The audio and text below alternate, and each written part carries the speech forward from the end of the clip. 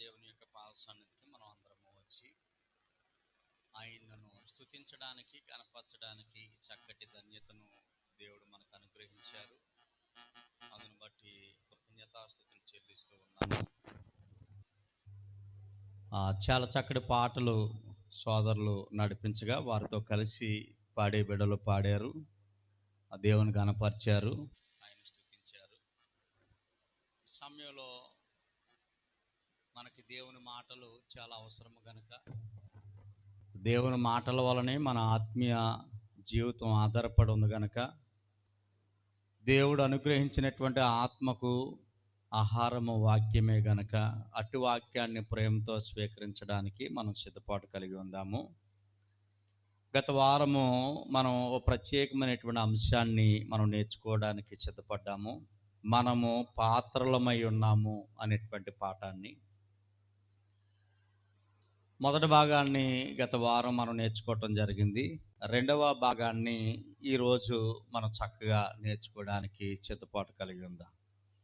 ప్రభునందు ప్రియులారా, తిమోతిలకు రాసినటువంటి 2వ పత్రిక 2వ అధ్యాయము 20వ వచనంలో ఉన్నటువంటి వాక్యాన్ని ఆధారం చేసుకుని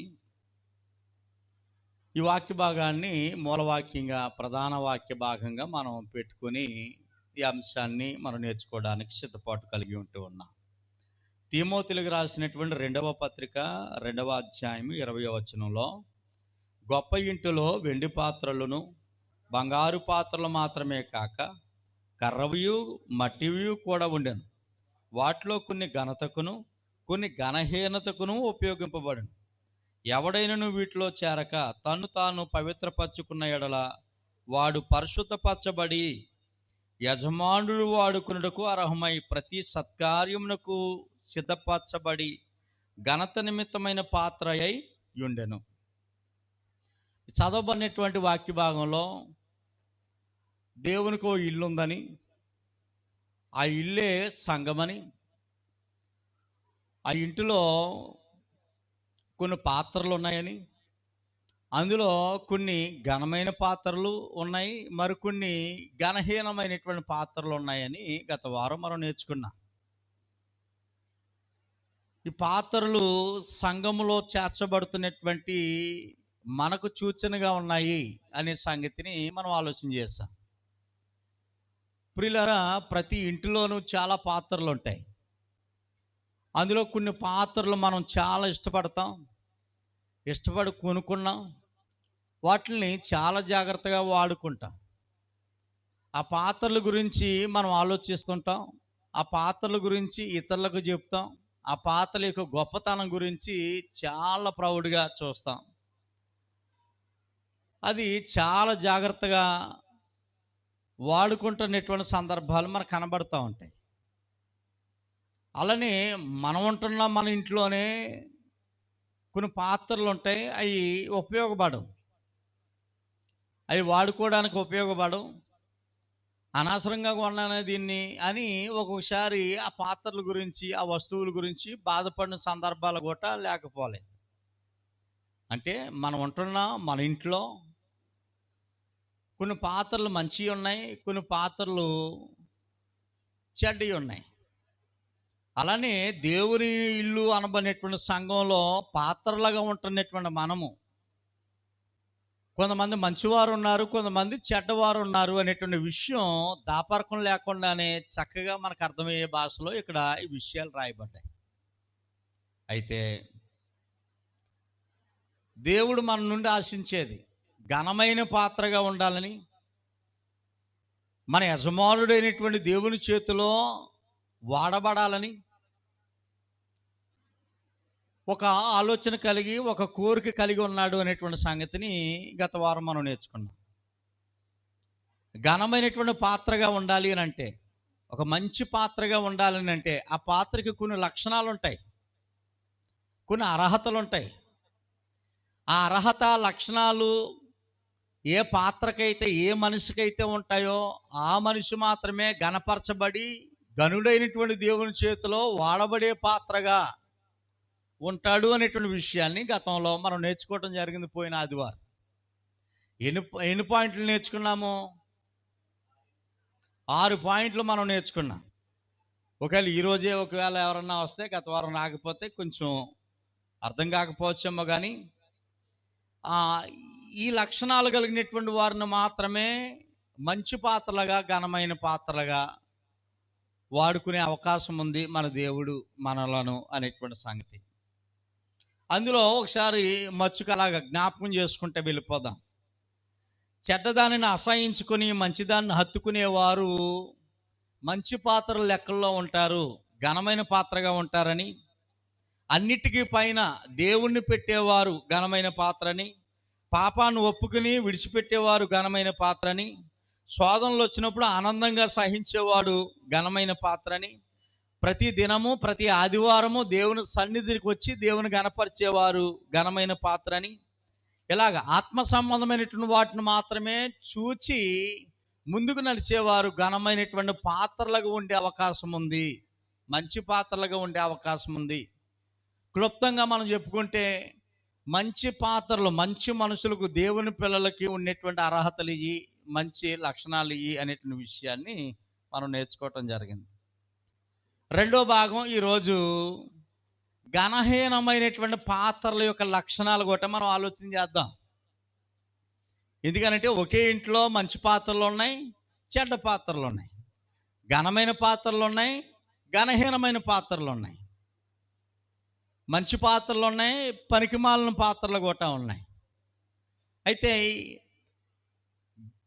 ఘనహీనమైనటువంటి పాత్రలకి కూడా కొన్ని లక్షణాలు ఉంటాయి. ఊరికనే నువ్వు చెడ్డదానివి అనడానికి లేదు, ఊరికనే ఈ పాత్ర మంచిదిగా నువ్వు అనడానికి లేదు. ఘనహీనమైనటువంటి పాత్రగా ఎంచారు అంటే ఆ విధమైనటువంటి లక్షణాలు కూడా ఆ ఘనహీనమైనటువంటి పాత్రకు ఉన్నాయి. పనికిమాలినటువంటి పాత్ర ఇది అని మనం అనగలుగుతూ ఉన్నాము అని అంటే, దేవుడు అంటూ ఉన్నాడని అంటే ఆ పాత్రకు కూడా కొన్ని చెడ్డ లక్షణాలు ఉన్నాయి. అందుకే ఘనహీనమైన పాత్ర, చెడ్డ పాత్ర, లేకపోతే పనికిమాలిన పాత్ర అంటే వాడబడే వస్తువు అనేటువంటి విషయాన్ని మనం ఆలోచన చేయాలి.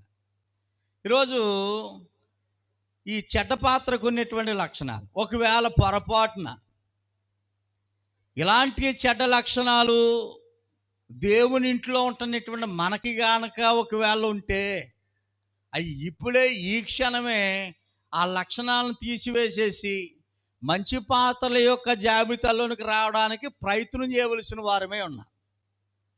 దేవుని చేతిలో వాడబడే పాత్రగా, ఘనమైన పాత్రగా, మంచి పాత్రగా, విలువైన పాత్రగా ఉండే విధంగా మనం ఈ పాఠాంశాన్ని బట్టి మనం రెడీ అయిపోవాలి. దేవుని సంఘము అనగా మందిరము రిపేర్ చేసే సెక్షన్ ఇది. లోపాలను సరిచేసి దేవునికి దగ్గర చేసి దేవుని చేతిలో వాడబడేటట్లుగా తయారు చేసే ఒక అద్భుతమైనటువంటి కేంద్రం ఇది. సంఘం అని అంటే వచ్చిపోవడానికి అయితే కాదు,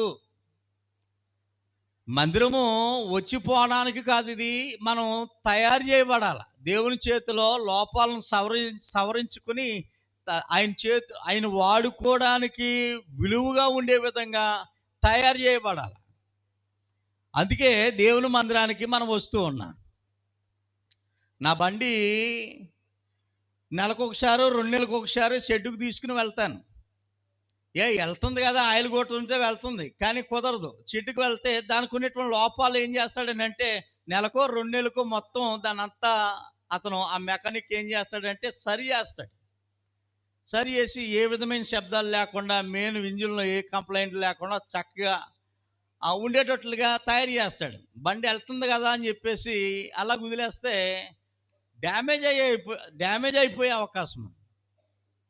అలాగే మన బండి, ఆత్మీయ బండి అలా సాగిపోతుంది కదా అనేటువంటి ఉద్దేశంతో ఒకవేళ వాక్యాన్ని మనసును పెట్టుకోకపోతే ప్రమాదం వచ్చే అవకాశం ఉంది. ముఖ్యమైనటువంటి ముప్పు ఏంటంటే దేవునికి దూరం అయిపోతాం, దేవుని హస్తాల కింద నుండి తొలగిపోతాం. ఆయన చేతిలో వాడబడే పాత్రలుగా మనం ఉండలేము. ఆయన చేతిలో వాడబడే పాత్రలుగా ఉండకపోయినట్లయితే ఇంక లోకంలో ఎన్నో జంతువులు, పక్షులు ఎన్నో ఉన్నాయి, వాటితో మనల్ని కూడా సమపాలన చేసేస్తాడు తప్ప దేవుని పిల్లలుగా ప్రత్యేకమైనటువంటి కోణంతో ఆయన చూడడు అనేటువంటి విషయాన్ని మనం జ్ఞాపకం చేసుకోవాలి. ప్రియులారా, చెడ్డ పాత్ర యొక్క లక్షణాలు కూడా మనం ఒకసారి ఆలోచన చేసే ప్రయత్నం చేద్దాం. రోమాపత్రిక 3వ అధ్యాయం.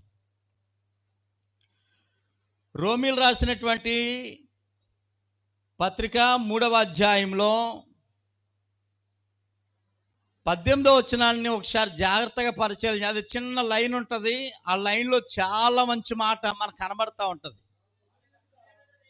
ఘనహీనమైనటువంటి పాత్ర యొక్క లక్షణం ఇక్కడ మనకు కనబడతా ఉంది. ఒకటి పనికి మాలిన పాత్ర యొక్క లక్షణాన్ని ఒకటి మనం చూడగలుగుతూ ఉన్నాం ఈ పాయింట్లో. ఏంటనంటే, వారు కన్నుల ఎదుట దేవుని భయము లేదు అనే విషయాన్ని జ్ఞాపకం చేస్తున్నాడు. చూడండి, దేవుని భయము లేదు, వారి కన్నుల ఎదుట దైవ భయము లేదు అనేటువంటి విషయాన్ని జ్ఞాపకం చేస్తా ఉన్నాడు. అంటే దేవుని భయము లేకుండా జీవించే వాళ్ళు మంచి పాత్రలు అంటారా, చెడ్డ పాత్రలు అంటారా? అర్థమైపోతుంది మనకి. ఆ వాక్యం చదువుతున్నప్పుడే దేవుని భయం లేకుండా జీవించే వారందరినీ ఘనహీనమైనటువంటి పాత్రలుగా ఎంచుతూ ఉన్నాడు. జాగ్రత్తగా వినాలి ఈ మాటలు. ప్రియ దేవుని బిడ్డలారా, ఇంకా ఆలోచన చేద్దాం. 12వ వచనంలో, అందరూ దైవ భయము లేని ప్రజలు ఎలాగుంటారు అంటే, త్రోవ తప్పి ఏకముగా పనికి మాలిన వారైరి, మేలు చేసేవాడు లేడు, ఒకడు లేడు. ఎప్పుడు వాళ్ళ కోసం ఆలోచించుకుంటారు. వాళ్ళు నా కడుపు నిండితే చాలు, నా కుటుంబం బాగుంటే చాలు అనేటువంటి కోణంలో ఉండే బిడ్డలు మేలు చేసేవారు లేరు, ఒకడును లేడు. వారు గొంతిక తెరిచిన సమాధి, తమ నాలికతో మోసము చేస్తారు. వారు పెదాల క్రింద సర్ప విషం ఉన్నది, వారు నోటు నిండా శపించటియు పగయు ఉన్నవి. చూడండి, కాబట్టి వీరికి దేవుని ఎదుట ఏమి లేదని మనకు అర్థమవుతుంది. భయం లేదు. దేవుడంటే భయం లేకుండా జీవించే బిడ్డలు. దేవుడు భయం లేదు. ఇప్పుడు ఉదాహరణకి ఈరోజు ఆదివారం, నన్ను రక్షించిన నా ప్రభువుని నేను స్తుతించాలి అనబడేటువంటి ఆలోచన లేకుండా ఒకవేళ మానేశారు అనుకోండి, మందిరానికి రాకుండా, అప్పుడు దేవుడికి భయపడుతున్నట్ట? భయం లేనట్టుగానే. భయపడుతున్నట్టు కాదు, భయం లేనట్టుగానే. నాకున్న పనులు దేవుడికి తెల్దా అనేటువంటి ఆలోచన.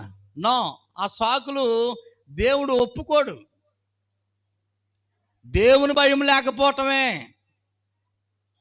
ఇంకా మనం ఆలోచన చేస్తే ఆ వర్ష క్రమంలో చాలా ఉన్నాయి. దేవుని భయం లేకుండా ఏమేమి చేస్తారనే విషయాన్ని ఓసారి చిష్టా తిరగేస్తే చాలా ఆ లైన్లో చాలా వచ్చేస్తాయి.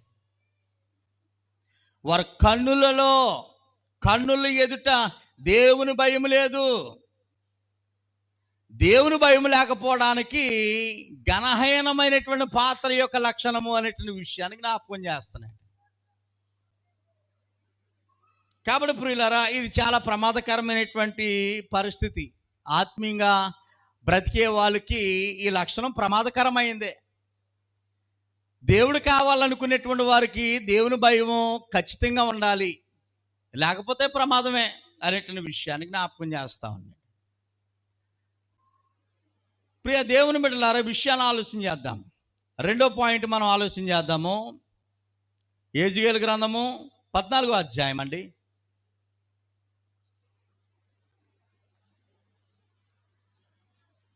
యెహెజ్కేలు గ్రంథము 14వ అధ్యాయంలో చూడండి, మంచి మాటలు మనం నేర్చుకోబోతా ఉన్నాం. 3వ వచనం నుండి 696 పేజీ నెంబర్లో, నరపుత్రుడా, ఈ మనుషులు తమ హృదయములో విగ్రహములనే నిలుపుకొని దోషము పుట్టించి అభ్యంతరములను తమ ఎత్తునే పెట్టుకుని ఉన్నారు. వీరు నా యొద్ద ఏమైనా విచారణ చేయగలరా అనేటువంటి విషయాన్ని జ్ఞాపకం చేస్తున్నాయి.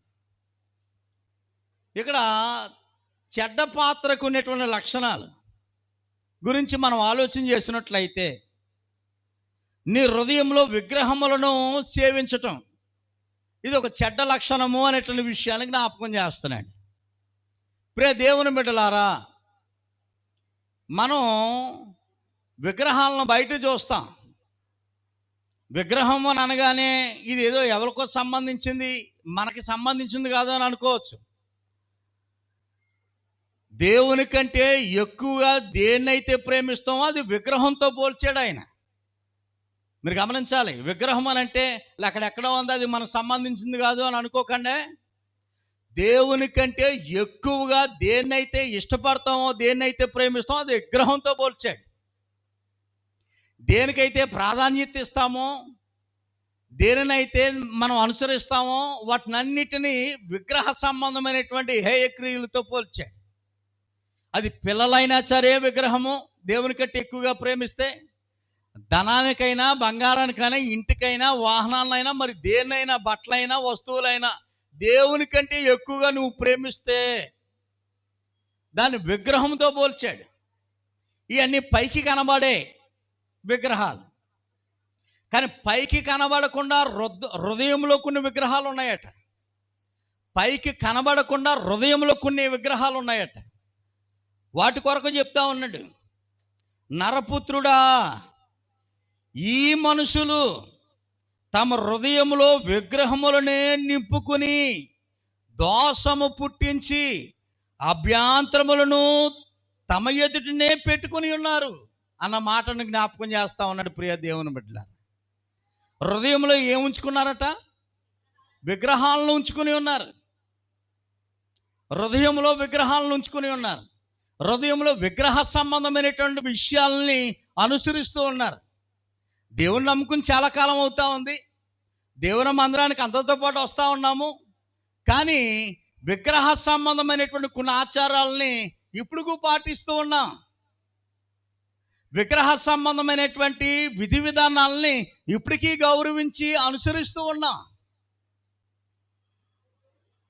ఇది చెడ్డ పాత్ర యొక్క లక్షణాలు అని చెప్తున్నాడు. ఘనహీనమైనటువంటి పాత్ర యొక్క లక్షణాలు. నీ హృదయంలో విగ్రహం ఉంది కనుకనే వాటిని ఇంకా నువ్వు అనుసరిస్తున్నావు. ఈరోజు నా కూతురి పెళ్ళి, మంగళవారం మంచిది కాదు. మంగళవారం ముహూర్తం పెడతాడండి ఎవరైనా? కూతురి పెళ్ళి మంగళవారం చేస్తాడా? శుక్రవారం చేస్తాడా?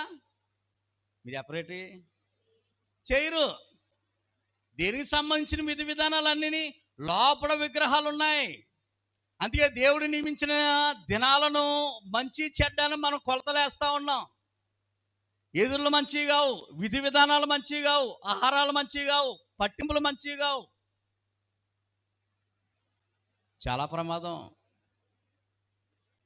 వాక్యం నీకు అర్థం కాలేదు, అర్థమైనట్టుగా నటిస్తున్నావు అంతే. మనం ఎందుకు ఇలాగా నువ్వు ఉన్నావంటే నీ హృదయం ఆల్రెడీ విగ్రహం ఉంది కనుక విగ్రహ కోణంలోనే, ఆ ఆచార విధానంలోనే మనం ఆచరించగలుగుతూ ఉన్నాం. పైకి అందంగానే ఉన్నాం, బలంగానే ఉన్నాం, శుభ్రంగానే ఉన్నాం, తెలివైన వారుగా ఉన్నాం. కానీ నీ హృదయంలో ఆల్రెడీ ఏముందని చెప్తున్నాడు ఆయన? విగ్రహాలు ఉన్నాయి. కనబట్టలేదు కాబట్టి నేను భక్తున్నాను అనుకుంటున్నావేమో. దేవుడు హెచ్చరిస్తూ ఉన్నాడు. దేవుని ఇంటిలో ఉంటున్నటువంటి పాత్రలుగా, ఘనమైన పాత్రలుగా ఉండాలని దేవుడు ఆశపడతా ఉన్నాడు. నిన్ను పోషిస్తూ ఉన్నాడు, నిన్ను సంరక్షిస్తూ ఉన్నాడు, నిన్ను ఆరోగ్యవంతుడిగా తీర్చిదిద్దుతూ ఉన్నాడు. దేవుని బిడ్డల యొక్క శ్యామయోగాలను ప్రతి క్షణము మన కొరకు ఆలోచిస్తూ ఉన్నాడు. దేవుడు మన కొరకు ఆలోచిస్తూ ఉన్నాడు. కానీ మనము మన హృదయాల్లో విగ్రహాలు పెట్టుకుని వాటి కొరకు ఆలోచిస్తూ ఉన్నాం. వాటిని చేయడానికి మన ప్రయత్నాలు చేస్తూ ఉన్నాం. ఇది మంచి పాత్రల యొక్క లక్షణం కాదు అని చెప్పేస్తుంది వాక్యం. చెప్పలు ప్రియులారా, గత వారం నేర్చుకునేటువంటి వాక్యాన్ని బట్టి ఏ పాత్రగా ఉండాలని దేవుడు ఆశపడతా ఉన్నాడు? ఘనమైన పాత్ర. ఎందుకంటే మన దేవుడు ఘనుడు, ప్రపంచానికి ఘనుడైన అద్భుత దేవుడు, ఆశ్చర్యకరుడు, ఆలోచనకర్త మన దేవుడు. అలాంటి ఘనుడైనటువంటి దేవుని చేతిలో ఘనమైన పాత్రలుగా ఉండాలని దేవుడు ఆశపడతా ఉన్నాడు. కానీ దేవుని సత్తువును అనుభవిస్తూ ఘనహీనమైన పాత్రలుగా ఉండటం ఇది చాలా విచారకరమైన సంఘటన. చాలా విచారకరమైన సంఘటన. అనుకోవచ్చు మనం, నాలో విగ్రహం ఉందమ్మో జీవించండి అని అంటే పైకైతే జీవించగలం. నీ హృదయంలో ఉన్నది దేవుడు తప్ప ఎవడు చూడలేడు. దేవుడు స్కాన్ చేస్తే ఆయనకు దొరికేస్తాం. నేనైనా నువ్వైనా నాలో ఏ విగ్రహం ఉందో, నీలో ఏ విగ్రహం, దేనికి విలువిస్తున్నావో, దేన్ని పాటిస్తున్నావో అనేటువంటి విషయం అర్థమవుతుందా ప్రియులరా? హృదయంలో విగ్రహాన్ని పెట్టుకుని నా దగ్గరకు వచ్చి ప్రార్థన చేస్తే నేను వింటాను అనుకున్నావా అని అంటున్నాడండి వాక్య భాగంలో. విచారిస్తే హృదయంలో విగ్రహాన్ని పెట్టుకుని నా దగ్గరికి వచ్చేసేసి నువ్వు ప్రార్థన చేస్తే నేను వింటాను అనుకున్నావా? విన్నా. అదే దేవుని మందిరానికి వచ్చి దేవుని ఆశీస్సుల కొరకు, దేవుని కటాక్షం కొరకు నేను వస్తే దేవుడు నన్ను వద్దంటున్నాడేంటి, నా ప్రార్థన విన్నంటున్నాడేంటి, నా ఆరాధన అంగీకరించినాడు, నా కానుకను అంగీకరించనంటున్నాడేంటి ఆయన? నిన్ను అంగీకరించాలి అంటే, నీ కానుకను అంగీకరించాలి అంటే, నీ ఆరాధన అంగీకరించాలి అంటే నీలో ఉన్నటువంటి విగ్రహాన్ని మొదట ఏం చేయాలి? మనం తీసి ఇసురు కొట్టాలి అనేటువంటి విషయాన్ని జ్ఞాపకం చేస్తున్నాయి. తీసి ఇసురు కొట్టాలి. 4వ వచనంలో చూడండి, కావున నువ్వు వారికి సంగతి తెలియజేసి ఇలాగ చెప్పు. యెహెజ్కేలు ప్రవక్తతో చెప్తా ఉన్నాడు దేవుడు, ఈ ప్రజలు ఇలాగ ఉన్నారు, పైకైతే భక్తులుగా ఉన్నారు, లోపల విగ్రహాలను పట్టుకున్న మందిరానికి వస్తూ ఉన్నారు. వీళ్ళకి ఈ విషయాలను చెప్పు. ప్రభువైన యెహోవా సెలవిచ్చింది ఏంటనంటే, తమ విస్తారమైన విగ్రహములను బట్టి తమ మనసు విగ్రహములను నింపుకుని దోషులుగా ఉన్నారట. మనసు నిండా విగ్రహాలు నింపుకుని దోషులుగా ఉన్నారు. నేను అవకాశాన్ని ఇస్తున్నాను వారికి, నేను అవకాశాన్ని ఇస్తున్నాను. నా పిల్లలు కనుక నేను అవకాశాన్ని ఇస్తున్నాను. ఇది వినకపోయినట్లయితే, నేను చెప్పిన తర్వాత కూడా వారి విగ్రహాలు తీయకపోయినట్లయితే, హృదయంలో ఉన్నటువంటి విగ్రహాలు తీయకపోయినట్లయితే, ఆ తర్వాత ఆ పేరా వరకు మనం చదువుకుంటే తొక్కేస్తాను అంటున్నాడు. చూడండి దేవుడు ఎంత సీరియస్గా తొక్కేస్తాను, వాళ్ళని నిర్మూలన చేసేస్తాను, వారిని నలిపేస్తాను, మర్మరాలు నలిపినట్టు నలిపేస్తాను అంటున్నాడండి. ఆ వాక్యాలు చదువుతుంటే భయం వేస్తుంది. మీరు ఖాళీగా ఉన్నప్పుడు చదవండి ఆ అధ్యాయం. ఏమంటే దేవునికి కూడా కోపం ఉంటుందండి. ఆయనకు ఉన్నటువంటి కోపం సామాన్యమైనది కాదు. ఆయన కోపం ముందు ఎవరు నిలవగలడు అనేటువంటి విషయాన్ని జ్ఞాపకం చేస్తున్నాయి. ఇది మంచి పాత్ర యొక్క లక్షణం కాదు.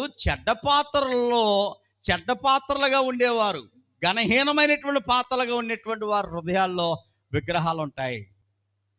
మనం ఏ పాఠం నేర్చుకుంటున్నామండి? మనము పాత్రలమై ఉన్నాము అనే పాఠాన్ని నేర్చుకుంటున్నాం.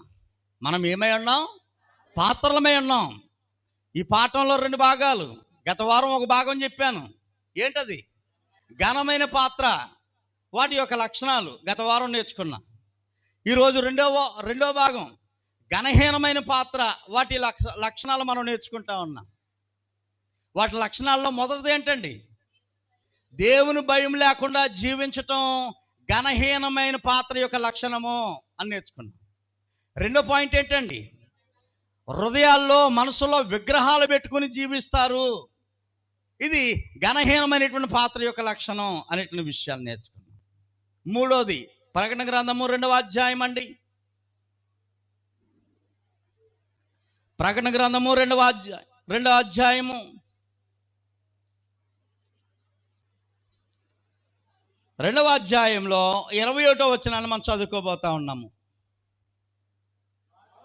మారు మనసు పొందుటకు నేను దానికి సమయం ఇచ్చితను గాని అది తన జారత్వం విడిచిపెట్టి మారు మనసు పొందనొల్లరు అనే మాట చూడండి.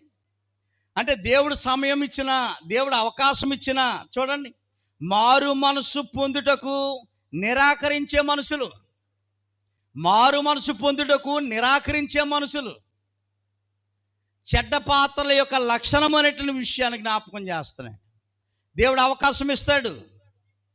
అవకాశం ఇస్తానని చెప్తున్నాడు ఇక్కడ. మారు మనసు పొందడానికి దేవుడు అవకాశం ఇస్తాడు. కానీ అవకాశాన్ని చెడ్డ పాత్రలుగా ఉండేవారు ఏం చేస్తారట? నిరాకరిస్తారు. నేను మారను, నాకు దేవుడితో పని లేదు, వాక్యంతో పని లేదు, నా బ్రతికి ఇలా సాగిపోతే చాలు,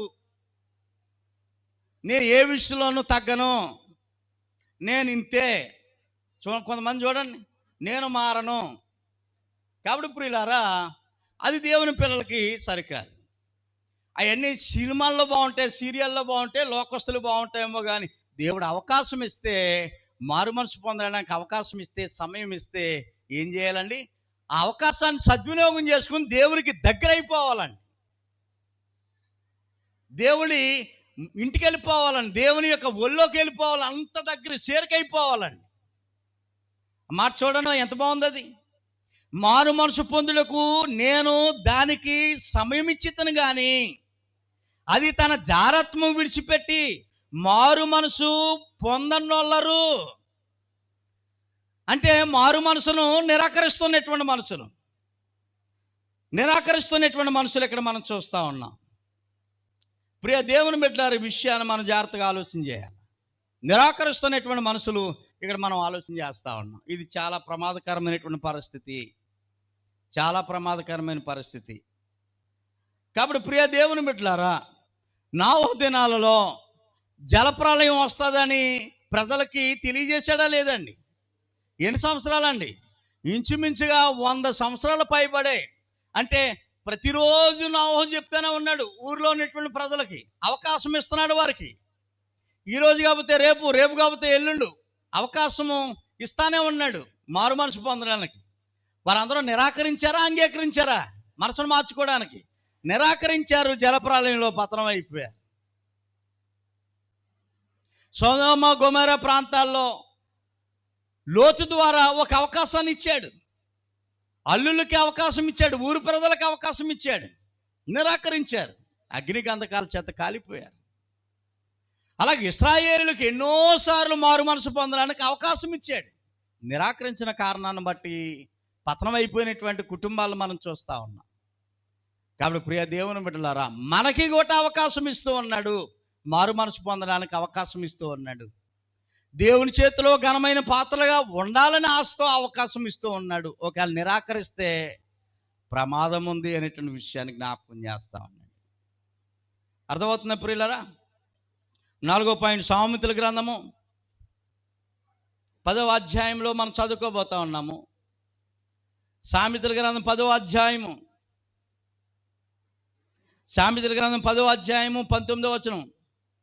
విస్తారమైన మాటల్లో దోషముండక మానదు. ఆ మాట జాగ్రత్తగా వినాలి. విస్తారమైన మాటల్లో దోషముండక మానదు. తమ పెదవులు మూసుకుని వాడు బుద్ధిమంతుడు అన్న మాట జ్ఞాపకం చేస్తా ఉన్నాడు.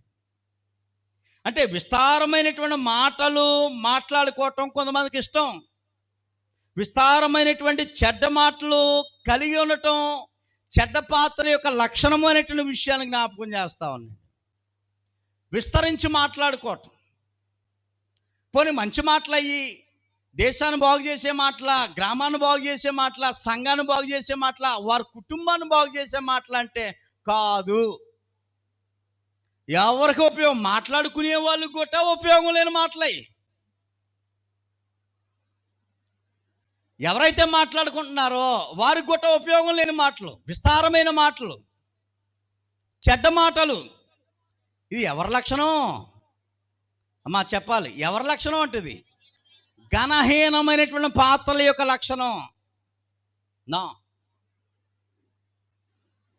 ఇద్దరు కలిస్తే, ముగ్గురు కలిస్తే, నలుగురు కలిస్తే ఏమండి, కూర్చునేటప్పుడు మాటలు, నడిచేటప్పుడు మాటలు, పనిచేసేటప్పుడు మాటలు, తినేటప్పుడు మాటలు. ఏ మాటలు అంటే ఎవరికి ఉపయోగం లేనటువంటి మాటలు. పోనీ మంచి మాటలా? నో, మంచి మాటలు కాదు, చెడ్డ మాటలు. నీకో సంగతి తెలుసా? అనుభూతికి ఇలా తప్పడుగా ఉన్న చెవులు ఇలాగ ఆసిపోతాయి, ఏనుగు చెవుల్లాగా. చెప్పు. అర్థమవుతుందా? ఇలాగ మనం చెప్పుకుంటా పోతే చాలా ఉంటాయండి. నో, అది దేవుని పిల్లలకు తగదు. దేవుని పిల్లలు తాగదు. ప్రియ దేవుని బిడ్డలారా, విషయాన్ని ఆలోచన చేద్దాము. చెడ్డ పాత్రల యొక్క లక్షణము విస్తరించి మాట్లాడడం, చెడ్డ మాటలు మాట్లాడడం.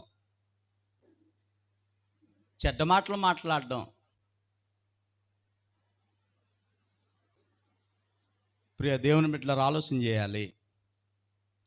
ఇది ఘనమైనటువంటి పాత్ర యొక్క లక్షణం కాదు. నువ్వు మాట్లాడితే ఉప్పు వేసినట్లు ఉండాలి అని చెప్పాడు ఆయన. దేవుడు ఏమన్నాడంటే, ఆయనంటే దేవుడు ఏమన్నాడనంటే, నువ్వు మాట్లాడితే ఎప్పుడైనా నీ పెదాల నుండి మాట వస్తే ఉప్పు వేసినట్లు మాట్లాడాలి. మీకు విషయం చెప్తాను ప్రియులారా, మనం వాడుకునే మనం వండే వంటలో అత్యంత ప్రాముఖ్యమైనది ఏదో చెప్పండి. ఏ వంటకం అయినా అత్యంత ప్రాముఖ్యమైనది ఏది? ఉప్పు. అంటే ఉప్పు లేనిదే ఆ కూరకి రుచి లేదు, ఏ వంటకానికి రుచి లేదు. అందుకే ఉప్పుతో పోల్చాడు. నువ్వు మాట్లాడితే, దేవుని పిల్లలు మాట్లాడితే, ఘనమైన పాత్రలుగా ఉండేవాళ్ళు మాట్లాడితే ఉప్పు వేసినట్లున్నా. ఉప్పు వేస్తే ఎలాగైతే రుచి మారిపోతుందో, టేస్ట్ వచ్చేస్తుందో అలాగ ఉండాలి. ఒకవేళ నువ్వు మాట్లాడిన మాటలకి ఆ విలువ లేదనుకోండి, గొప్పసేపు అయిపోతామే. అవసరం లేదు, అక్కడ అవసరం లేదు.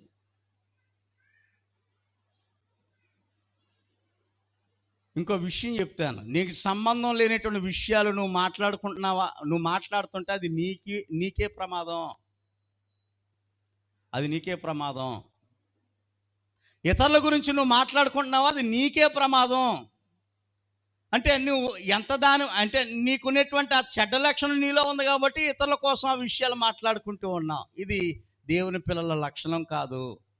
నువ్వు చెడ్డ పాత్ర గనక, పనికిమాలిన పాత్ర గనక, ఘనహీనమైన పాత్రలు గనక ఈ విషయాలు నరనరాల్లో జీర్ణించిపోయేగాక మాటల ద్వారా బయటకు కక్కుతా ఉన్నా, ఇసుక కక్కునట్టు. కానీ ఇది దేవుని పిల్లల యొక్క లక్షణం కాదు. దేవుని పిల్లల లక్షణం కాదు. అదేంటి, మరి మందిరానికి వస్తున్నారు కదా, దేవుని ఇల్లు ఉంది, దేవుని ఇంట్లో మంచి పాత్రలు ఉన్నాయి, చెడ్డ పాత్రలు ఉన్నాయి. చెడ్డ పాత్రల ఖాతాలో నువ్వు ఉన్నావు అంతే. అలాగే చలామణిలో ఉంది తప్ప దేవునికైతే ఉపయోగం లేదు. దేవుని చేతులు, మన ఇంట్లో ఎన్నో వస్తువులు ఉన్నాయి, మా ఇంట్లోనే ఎన్నో వస్తువులు ఉన్నాయి. పనికిరాని అన్ని మూటలు గడేసి ఎక్కడో మింతిమే పారేసాం. వాడుకోవడానికి ఇష్టపడలేదు, అవి ఏం ఉపయోగం లేదు కనుక. అలాగే మీ ఇల్లులు చూసుకుంటే ఎన్నో మూటలు ఉంటాయి, పనికిరాని వస్తువులు ఎన్నో ఉంటాయి, ఎక్కడెక్కడో వాడేస్తాం, అవి ఉపయోగపడవు. అలాగే దేవుని ఇంట్లో కూడా పనికిరాని మనుషులు ఎంతోమంది ఉన్నారు. దేవునికి పనికిరాని మనుషులు వీళ్ళందరూ, దేవునికి పనికిరాని మనుషులు. ప్రియులారా, దేవునికి పనికొచ్చేవారుగా ఉండాలనే కదా దేవుడు ఆలోచన. దేవునికి పనికొచ్చేవారుగా ఉండాలి, మన ఇంట్లో వాళ్ళకి పనికొచ్చేవారుగా ఉండాలి, మన చుట్టుపక్కల వాళ్ళకి పనికొచ్చేవారుగా ఉండాలి, మన సంఘం వారికి పనికొచ్చేవారుగా ఉండాలి, పనికొచ్చే పాత్రగా ఉండాలనే దేవుడు నిన్ను ఈ భూమి మీద బ్రతికిస్తూ ఉన్నాడు అనే విషయాన్ని మనం జ్ఞాపకం చేసుకోవాలి. ఎన్ని పాయింట్లు చెప్పుకున్నామండి? 5వ పాయింట్, హెబ్రీ పత్రిక 3వ అధ్యాయం అండి. హెబ్రీ పత్రిక 3వ అధ్యాయంలో ఘనహీనమైనటువంటి పాత్ర యొక్క లక్షణాన్ని మరొకటి మనం నేర్చుకోబోతా ఉన్నాం. చూడండి, 3వ అధ్యాయము 15వ వచనాన్ని మనం చదువుకోబోతా ఉన్నాము. 13, 15 కలిసి ఉన్నాయి. నేడు మీరు ఆయన శబ్దము విని ఎడల కోపం పుట్టించినప్పుడు వలె మీ హృదయములను కఠినపరచుకునుడని ఆయన చెప్పును. ఇక్కడ విషయాన్ని జ్ఞాపకం చేస్తూ ఉన్నాడు. ప్రియులారా, వాక్యం చదువుకుంటే ఒక విషయం మనకు అర్థమవుతా ఉంది. 5వ పాత్రలో 5వ పాయింట్ ఘనహీనమైనటువంటి పాత్ర యొక్క లక్షణాన్ని చెప్తున్నాడు. ఏంటనంటే అది, నేడు మీరు ఆయన శబ్దము విని ఎడల, అంటే దేవుడు మాట్లాడుతూ ఉన్నాడు. ఇశ్రాయేలు ప్రజల సందర్భం అది. దేవుడు మాట్లాడుతూ ఉన్నాడు. ఆయన శబ్దము విని అంటే ఆయన వాక్యము వినినప్పుడు, ఇప్పుడు దేవుని పిల్లలుగా ఆయన వాక్యాన్ని వినినప్పుడు, ఎవరి వాక్యాన్ని విన్నప్పుడు? దేవుడు వాక్యాన్ని వినినప్పుడు కోపం పుట్టించి, ఒకవేళ ఆ మాటలు వింటున్నప్పుడు, దేవుని మాటలు వింటున్నప్పుడు మీకు కోపం వచ్చేస్తూ ఉంటుందా? కోపం వచ్చేది, ఏంటి ఇలా చెప్తున్నాడు ఈయన, జనరల్గా మనం ఏమనుకుంటామంటే వాక్యం మనకు నచ్చలేదు అనుకోండి, మన కోపం అంతా చెప్పేవాడిమే పోతుంది. అయ్యో ఈ దేవుని మాటలో ఈ దేవునికి సంబంధించింది, ఇది చెప్పేవాడికి సంబంధం లేదు అనుకోమండి. మన మైండ్ అంతా చెప్పేవాడి మీద ఉంటుంది. అలాగనుకునే ఇశ్రాయేలీయులు మోషేని టార్గెట్ చేసేవారండి. దేవుని మాటలు మోషే ద్వారా ఇశ్రాయేలు ప్రకటిస్తుంటే ఆ మాటలు నచ్చక కోపం వచ్చేసి, ఇశ్రాయేలు ప్రజల కోపం వచ్చేసి ఆ కోపాన్ని ఎవరి మీద చూపించేవారు? మోషే మీద చూపించేవారు. మోషే మీద చూపితే దేవుడు ఊరుకుంటాడా? దేవుడు యాక్షన్ తీసుకునేవాడు. మళ్ళీ చచ్చినట్టు మళ్ళీ దేవుని దగ్గరికి వచ్చేసి ఆయన కాళ్ళు పట్టుకునేవారు. బాబు ప్రార్థన చేయ బాబు అని మోసేని. కాబట్టి ప్రియులారా, దేవుడు మాట్లాడుతుంటే ఆ మాటలు నచ్చని కొంతమంది బిడ్డలు ఉంటారు. అంటే చెడ్డ పాత్ర యొక్క లక్షణాలు చెప్తున్నప్పుడు ఆ లక్షణాలు ఎవరిలో అయితే ఉంటాయో వారికి ఈ మాటలు గుచ్చినట్టుంటాయి, హృదయాన్ని శోధించినట్టుంటాయి. అందుకని లోపల ఏమనిపిస్తుంది? కోపం వచ్చేస్తూ ఉంటుంటుంది. ఇక్కడ అదే చెప్తున్నాడండి, కోపము పుట్టించినప్పుడు వలె మీ హృదయములను కఠినపరుచుకుంటారట వారు. ఆయన అలాగే చెప్తాడు రా, ఆయన పెద్ద గొప్పోళ్ళగా. ఆయన ఒకటి తిరం లేదు ముందు. ఇశ్రాయేలీయులు మోషేని అలాగనేవారు. మోషే మంచోడు కాదు, మోషే తిరం కాదు. కబుర్లు మాత్రం చాలా గొప్పగా చెప్తున్నాడు, కొండెక్కి మళ్ళీ చెప్తున్నాడు అందరికీ కనబడలేగా. అది మంచోడు కాదు. అంటే దేవుని వాక్యం వస్తున్నప్పుడు, మన దగ్గరికి వస్తున్నప్పుడు నువ్వు మంచి పాత్రను అయితే స్వీకరిస్తావు. అది నిన్ను బాధ పెట్టే విధంగా ఉందా, నిన్ను ఆలోచింపజేసే విధంగా ఉందా, తలెత్తి చూసుకోలేనిటువంటి పరిస్థితులు నీకు ఉందా అంటే ఈ వాక్యం నేరుగా నీకే వస్తూ ఉంది దేవుని మాటలో. కాబట్టి ప్రియులారా, విషయాన్ని ఆలోచన చేసినట్లయితే సరి చేసుకోవడానికి నీ హృదయాన్ని కఠినపరుచుకోవద్దు. వాక్యం నీ దగ్గరకు వస్తున్నప్పుడు, ఆ వాక్యం నిన్ను బాధ పెడుతున్నప్పుడు, నేను నొప్పి కలిగే విధంగా ఉన్నప్పుడు, నేను శోధిస్తున్నప్పుడు, ఆ మాటలు నిన్ను శోధిస్తున్నప్పుడు నీ హృదయాన్ని కఠినపరుచుకోవద్దు. ఎవరు కఠినపరుచుకుంటారు అంటే చెడ్డ పాత్రలు కఠినపరుచుకుంటారు. పనికిమాలిన పాత్రలు వారు హృదయాన్ని కఠినపరుచుకుంటారు. చెప్పావులే ఎళ్ళు మాకు తెలుసులే అన్నట్టుగా. ఇంకో గొప్ప చిత్రం ఏంటనంటే, వాక్యం వస్తున్నప్పుడు వాక్యాన్ని కూడా ద్వేషించే వాళ్ళు ఉన్నారండి. కింద కూర్చుని ఫ్లోర్లో కూర్చుని వాక్యాన్ని కూడా ద్వేషించేవారు. వాక్యాన్ని ద్వేషిస్తూ ఉన్నాము అని అంటే ఎవరిని ద్వేషిస్తున్నాం? ఇప్పుడు దేవుణ్ణి. చాలా పెద్ద ప్రమాదం, తప్పు చేస్తున్నాం అనిపిస్తుంది. వాక్యం మన దగ్గరికి వస్తున్నప్పుడు హృదయాన్ని కఠినపరుచుకుంటారట. ఏమంటే సరి చేసుకోవటంలో హృదయాన్ని కఠినపరుచుకునే వాళ్ళు ఉన్నారు. ఇది ఘనహీనమైనటువంటి పాత్ర యొక్క లక్షణం. ఇది చాలా పెద్ద ప్రమాదం అండి. కొంప మునిగిపోయే ప్రమాదం ఇది. వాక్యాన్ని మనం ఎదురెళ్ళాం. అది సాధ్యమయ్యే అవకాశం ఈ భూమి మీద ఎవరికీ లేదు. వాక్యానికి ఎదురెళ్ళి నిలబడే అవకాశం ఈ భూమి మీద నరమాత్రుడికి లేదు. ఇది చాలా పెద్ద ప్రమాదం. కాబట్టి ప్రియులారా, నీ హృదయం దగ్గరికి వాక్యం వస్తున్నప్పుడు దాన్ని అంగీకరించాలి తప్ప హృదయాన్ని కఠినపరుచుకుంటే అది వాక్యం నీలో ఫలించదు. అది చాలా పెద్ద ప్రమాదం అయిపోతుంది, ఫలించదు. చూడండి, కొంతమంది ఎంత ఆహారం తిన్నా, లేకపోతే ఎన్ని మందులు మింగినా, ఎన్ని చేసినా కొన్ని జీర్ణం అవ్వదండి. జీర్ణం అవ్వకపోతే అది ఒకవేళ ఆ మందులు వారికి ఉపయోగకరంగా లేకపోతే ఉపయోగం లేదు కదా. కానీ మనం ఎంత మంచి ఆహారం తిన్నా వాంతులు అయిపోతున్నాయి అనుకోండి, తిన్నట్టుగా వాంతి అయిపోతుంది అనుకోండి, ఏమైనా శక్తిగా మారే అవకాశం ఉందా? ఉపయోగం ఏమైనా ఉందా? లేదు కదా, లేదు. ఆహారం లోపలికి వెళ్తేనే కదా శక్తిగా మారుతుంది, నీకు బలం వస్తుంది. మందులు లోపలికి వెళ్తేనే కదా ఈ శక్తిగా మారి నీకు బలాన్ని ఇస్తాయి. వెళ్ళినట్టుగా బయటకు వచ్చేస్తుంటే శక్తి ఎక్కడ వస్తుంది? బలం ఎక్కడ వస్తుంది? రాదు కదా. అలాగే వాక్యం నీ హృదయంలోకి వెళ్తేనే కదా మనకు బలం వస్తుంది, ఆత్మీయకి మనకు శక్తి వస్తుంది, ఆత్మీయకి. కాబట్టి హృదయంలోకి వెళ్ళకుండా ఒకవేళ హృదయాన్ని కఠినపరుచుకుంటే అది చాలా ప్రమాదం. ఇంకో విషయాన్ని చెప్పే ప్రయత్నం చేస్తాను. 6వ పాయింట్, ప్రియులరా, అపోస్తుల కార్యాలు 7వ అధ్యాయంలో 51వ వచనాన్ని మనం చదువుకోబోతా ఉన్నాము. చెడ్డ పాత్రల యొక్క లక్షణాన్ని మనం ఆలోచన చేస్తూ ఉన్నాము. ముష్కరులారా, మీ హృదయములను చెవులను దేవుని వాక్యమునకు లోపరచనొల్లని వారులారా, మీ పితరుల వల్లే మీరును ఎల్లప్పుడూ పరిశుద్ధాత్మను ఎదిరించుచున్నారు అని చెప్తున్నాడు. చూడండి, పరిశుద్ధాత్మను ఎదిరించుచున్నారు అంటే పరిశుద్ధాత్మను ఎదిరించేవారు ఏ పాత్రల లెక్కల్లో ఉంటారండి? ఘనహీనమైన పాత్రల యొక్క లెక్కల్లో ఉంటారు. పరిశుద్ధాత్మని ఎదిరించకూడదు. పరిశుద్ధాత్ముడే మనం సరైన మార్గంలో నడిపించేవాడు. పరిశుద్ధాత్ముడే మన నిత్యత్వానికి నడిపించేవాడు, మన క్షేమంగా కాపాడేవాడు, భద్రపరిచేవాడు. కాబట్టి పరిశుద్ధాత్మను మనం ఏం చేయకూడదు ప్రియులారా? ఎదిరించకూడదు.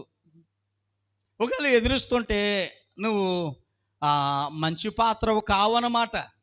అర్థమైపోతుంది, నువ్వు మంచి పాత్రవు కావు. ఈ లక్షణాలు ఉంటే దేవుడు చెడ్డ పాత్రల యొక్క కేటగిరీలో నిన్ను పెడతాడు. నేను ఎప్పుడు ఆయన వాడుకోడు, ఎప్పుడు దేవుడు నిన్ను వాడుకోడు అనేటువంటి విషయాన్ని మనం ఆలోచన చేయబోతా ఉన్నాం.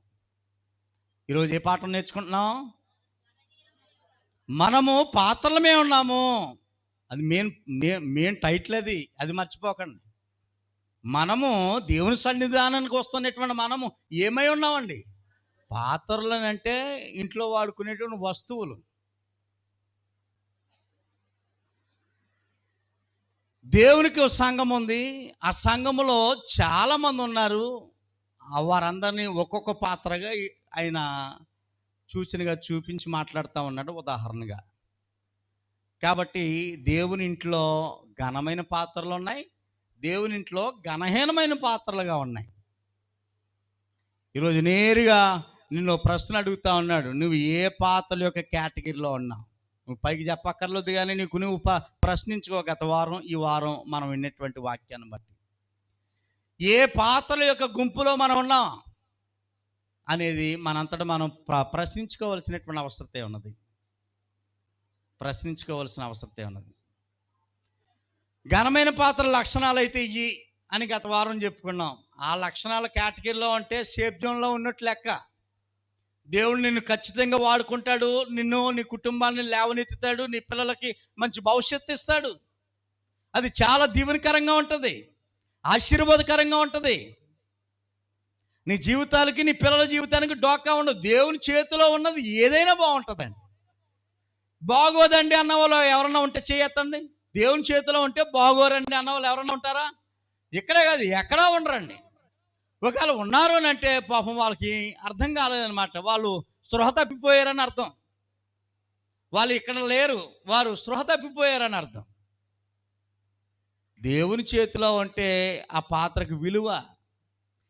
నేను వాచి పెట్టుకున్నాను, ఇదే వాచి నేను పెట్టుకున్నాను. ఏమండి, ఇదే వాచి అనిల్ అంబానీ చేతుకుందనుకోండి, ఏమవుతుంది? ఇప్పుడు ఇదే పాత్ర, ఇదే వస్తువు అనిల్ అంబానీ అంటే చాలా కోటేశ్వరుడు కాదు, ఇదే వాచి ఆ చేతున ఉందనుకోండి, ఇప్పుడు ఏమవుతుంది? ఈ వాచికి అమాంతంగా విలువ పెరిగిపోద్ది. పెరుగుతుందా పెరగదా? పెరుగుతుందండి. నేను పెట్టుకునేటువంటి ఈ పెన్ను మన మోడీ గారి చేతిలో ఉందని, ప్రధానమంత్రి జేబులో ఉందనుకోండి, ఏం పెరుగుతుందండి? ఈ వస్తువుకి, ఈ పాత్రకి అమాంతంగా విలువ పెరిగిపోద్ది. మనమే గనక దేవుని చేతుల్లో ఉంటే తెలదండి, మనమే గనక దేవుని చేతుల్లో ఉంటే అమాంతమైన విలువ వచ్చేద్ది. నీకు విలువ పెరిగిపోద్ది దేవుని చేతుల్లో ఉంటే. చిన్న వాచి ఒక కోటేశ్వరి చేతుల్లో ఉంటే విలువ పెరుగుతుంది ఆ వస్తువుకి. చిన్న పెను ప్రధానమంత్రి జేబులో ఉంటే విలువ పెరుగుతూ ఉంది. మరి నిన్ను పాత్రగా పోలుస్తున్నప్పుడు నువ్వు కనుక దేవుని చేతుల్లో ఉంటే, దేవుని ఇంట్లో ఉంటే ఎంత విలువ పెరిగిపోద్దండి? చాలా చాలా చాలా విలువ పెరిగిపోద్ది. అవి విలువ పెరగాలి అని అంటే ఈ లక్షణాలను మనం కలిగి ఉండాలి. మంచి పాత్రల యొక్క లక్షణాలను కలిగి ఉండాలి. అర్థమవుతుందా ప్రియులరా? చెడ్డ పాత్రల యొక్క లక్షణాలు కూడా ఈ వారం మనం నేర్చుకున్నాం. ఎన్ని పాయింట్లు నేర్చుకున్నాం మనం? 6 పాయింట్లు. ఫస్ట్ పాయింట్ ఏంటి? చెప్పింది చెప్పినట్టుగానే ఎప్పుడే అరగించుకుంటారా ఏమండి? ఫస్ట్ పాయింట్ ఏంటి? దేవునికి భయపడరు వీళ్ళు. దేవుని భయం అంటే అసలు లెక్క ఉండదు వీళ్ళకి. అవసరమైతే దేవుని గొట్ట నడి రోడ్డు మీద నిలబెట్టి మాట్లాడే అంత భయంకరమైనటువంటి జీవితాలు కలిగినటువంటి వారు. మందిరంతో పని ఉండదు, వాక్యంతో పని ఉండదు, ప్రార్థనతో పని ఉండదు, అసలు దేనితోటో పని ఉండదు. దేవునితోటే పని లేని వాళ్ళు అనమాట. దేవుని భయం లేనటువంటి వారు. రెండవది ఏంటి? హృదయాల్లో విగ్రహాలను పెట్టుకుంటారు. అందుకే విగ్రహ సంబంధమైన ఆచారాలని ఇప్పటికే అనుసరిస్తున్నారు. అలాగట్ట ఇలాగట్ట మందిరానికి రాదు, ఏదో చెప్తుంది అనమాట. ఆవిడ ఏదో సలహా ఇస్తుంది. పెద్ద ఆవిడ కాదని మనం వయసుని బట్టి గౌరవిస్తే ఏదో సలహా అయితే పెద్ద శాస్త్రం తెలిసినట్టుగా ఏదో శాస్త్రం ఇస్తుంది. ఏమంటే ఈ టైంలో మంచిదట, లేకపోతే ఆ రోజు మంచిదట, లేకపోతే పిల్లకి ఇలా చేయాలట, పెళ్లి కూతురుని అలా చేయాలట, లేకపోతే కావిలు అలా పట్టుకెళ్ళాలట. తలదొక ఏమీ తెలదు. దేవుని మందిరానికి వస్తే విషయాలన్నీ తెలుస్తాయి. దేవుడు నేర్పిస్తాడండి. పిల్లలకి ఒళ్ళో కూర్చోబెట్టుకుని మనం ఎలా నేర్పిస్తామో అలాగే మన దేవుడు నేర్పిస్తున్నాడు మనకి విషయాలన్నీ. నేర్చుకోవాలండి, అన్నీ నేర్చుకోవాలా. దాన్ని ఒక క్రమ పద్ధతిగా, మర్యాదపూర్వకంగా, కుటుంబానికి జయకరంగా, పిల్లలకి జయకరంగా ఉండేటట్లుగా చేసుకోవాలి తప్ప ఎవరో ఏదో చెప్పారని మనుషులను బట్టి మనం ఫాలో అవుతే మనం దెబ్బైపోతాం. ముందు దేవుని పిల్లలుగా మనం సిద్ధపడాలి. మూడోది ఏంటి? దేవుడు అవకాశం ఇచ్చినా మారు మనసు పొందకపోతే అది చెడ్డ పాత్ర యొక్క లక్షణం అనేది. నాలుగోది ఏంటి? ఏమండి? విస్తారమైనటువంటి చెడ్డ మాటలు ఎక్కడ పెడతా అక్కడ, ఎప్పుడు పెడతా అప్పుడు మాట్లాడుకునే ఈ అలవాటు చెడ్డ పాత్రల యొక్క లక్షణం ఇది. ఇంక డ్యూటీలోనే అదే మాట, భోజనం తినేటప్పుడు, మనం పడుకునేటప్పుడు, కూర్చేటప్పుడు, ప్రయాణం చేసేటప్పుడు, నడిచేటప్పుడు, ఇంకా అది ఇదేం లేదని ఇంక నిరంతరం ఇదే పని మీద ఉండే మనుషులు కూడా ఉన్నారండి, వీరభక్తులు. కాబట్టి చాలా ప్రమాదం. ఐదోది ఏంటండి? దేవుని వాక్యం సరి చేసుకోవడానికి దేవుని వాక్యం మన దగ్గరికి వస్తుంటే దాన్ని నిరాకరించేవారు, అంటే హృదయాన్ని కఠినపరుచుకునేవారు. ఆరోది ఏంటి అంటే పరిశుద్ధాత్మను ఎదిరించేవారు. కాబట్టి చెడ్డ పాత్రల యొక్క లక్షణం మనకొద్దు, మంచి పాత్రల యొక్క లక్షణం కలిగినటువంటి వారుగా మనం ఉందాం. మంచి మాటలు వినేటువంటి మీకు ప్రభునామంలో అందరికీ హృదయపూర్వకమైనటువంటి వందనాలు తెలియజేస్తా ఉన్నాను.